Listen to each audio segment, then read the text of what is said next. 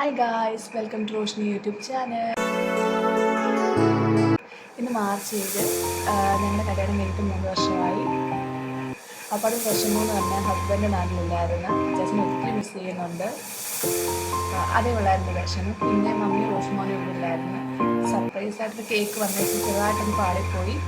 എങ്കിലും അടിപൊളിയായിരുന്നു. പിന്നെ എന്തായാലും നിങ്ങൾ എന്തെങ്കിലും കേക്ക് കട്ടിങ് വീഡിയോ കണ്ടിട്ടില്ല. അപ്പോൾ ഇതായിരുന്നു കേക്ക്, അടിപൊളി കേക്കായിരുന്നു. നമ്മുടെ കുട്ടിപ്പാട്ടാളങ്ങളാണിത്. അത് രണ്ടമ്മമാരും ഉണ്ട്. അത് കഴിഞ്ഞ് നമ്മൾ പ്രാർത്ഥിച്ചു. അമ്മയായിട്ടോ പ്രാർത്ഥിക്കുന്നേ. എന്നിട്ട് കേക്ക് കട്ട് ചെയ്തു. അങ്ങനെ കേക്ക് കട്ട് ചെയ്ത് കഴിഞ്ഞു.